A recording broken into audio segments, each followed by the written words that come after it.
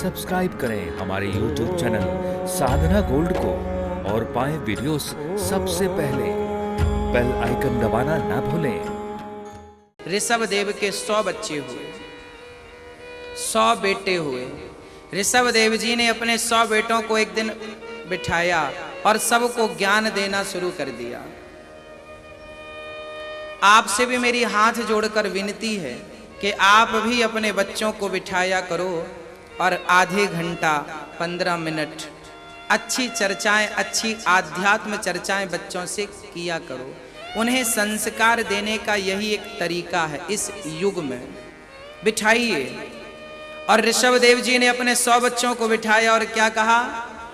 नायम देहो देह भाजाम्रलोके कष्टान कामान नरहते बिडभुजाम ये तपो दिव्यम पुत्रकाये न सत्वम शुद्ध्यस्मात् ब्रह्म सौख्यम त्वनंतम। ऋषभ देव जी ने अपने बच्चों को बिठाया और उपदेश क्या दिया? नायम देहो देह भाजाम नरलोके। ये शरीर तुम्हें क्यों मिला है? खाने के लिए, सोने के लिए, बच्चे पैदा करने के लिए। ये काम तो कुत्ता बिल्ली चिड़िया भी करती है। चिड़िया भी खाती है, कौवा भी खाता है, कुत्ता भी सोता है, गधा भी सोता है, मछली भी बच्चे पैदा कर लेती है। तो भाई ये सारे काम तो कॉमन है, हर योनि में प्राणी यही करता है। आप एक चीज समझिएगा, आपको झूठ बोलना सिखाया नहीं जाता, आप झूठ बोलना सीख जाते हैं। आपको गलत काम सिखाए नहीं जाते, पर हम गलत काम करने लगते हैं। जबकि अच्छी चीजें बार बार सिखाई जाती हैं। बेटा सच बोला करो। सच बोलने की बात सब कोई सिखाता है, पर वो चीज कोई नहीं सीखता। झूठ कोई नहीं सिखाता, सब वही सीख जाते हैं। अच्छी संगत में रहना सिखाया जाता है कि अच्छी संगत में रहो। बुरी संगत में रहना कौन सिखाता है? फिर भी लोग सीख जाते हैं। इसका मतलब क्या है?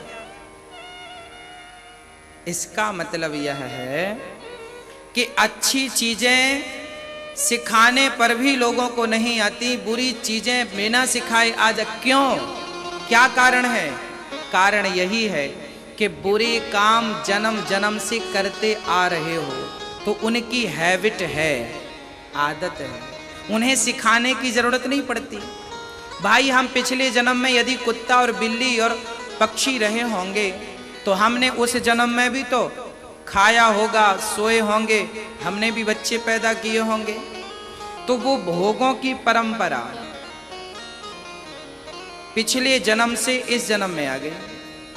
अच्छा, अच्छे संस्कार पिछले जन्म में थे नहीं, तो इस जन्म में आए नहीं। अब जब नहीं आए तो उन्हें सिखाना पड़ता है, और सिखाने पर भी वो नहीं आ पाते, क्योंकि उनकी कोई हैबिट नहीं थी किसी जन्म में। हाँ, आज जितने भी साधु संत हैं, हमने देखा है कई लोग बचपन से ही साधु बन जाते हैं। जब अयोध्या में हम रहा करते थे साधुओं के बीच में, तो वहां 15-15 साल के बच्चे साधु बन जाते थे। हमने देखा अपनी आंखों से, 18-18 वर्ष के बच्चे साधु बन जाते थे। बड़ा आश्चर्य लगता था, ये साधु कैसे बन गया? पर पता चला कि इसके पिछले जन्म के अच्छे संस्कार ने इसे इस जन्म में साधु बना दिया। जब मैं अच्छा काम करता करता मरता हूं ना, हाँ, तो फिर मेरा अगला जन्म वहीं से स्टार्ट होता है। अच्छा, पुराने जमाने में आप जब गाने सुनते थे तो वो बाजे हुआ करते थे, एक बटन दबाओ, तो वो कैसेट चलती थी जिसमें रील हुआ करती थी, ब्लैक कलर की रील। वो रील चलती थी, यूं गोल गोल सर्कल में घूमती थी, गाना चलता था। अच्छा, चलते चलते लाइट गोल हो गई और फिर लाइट आई, तो गाना शुरू से बजेगा कि वहीं से बजेगा जहां से लाइट गई थी? है ना? कहां से बजता था? जहां से लाइट गई थी, जब आई तो गाना फिर वहीं से स्टार्ट हुआ, शुरू से नहीं होता था।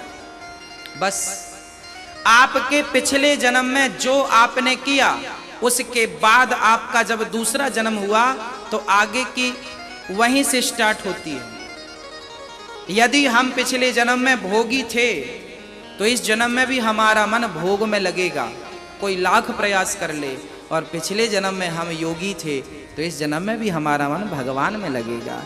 वो तो पिछले जन्म से इस जन्म में वहीं से चालू होगा ना, पीछे की पढ़ाई खत्म, आगे आगे आगे। इसलिए कहते हैं कि मरते समय जब भगवान का चिंतन करके कोई मरता है तो अगला जन्म भी भगवान के चिंतन से स्टार्ट होता है। और अगले जन्म में कोई बेटा बेटी में मन लगा के मरता है तो अगला जन्म भी मोह माया से स्टार्ट होता है। आज अधिकांश लोग माया में उलझे क्यों हैं? कारण यही तो है कि आपने अपने मरण को सुधारा ही नहीं, यूं ही मर गए। आज ऋषभदेव जी अपने बच्चों को उपदेश करते हैं, बेटा मरने के पहले मरण को सुधार लेना। ये कहकर वो घर छोड़कर चले गए। मैंने समझा दिया, चलना ना चलना मर्जी तुम्हारी।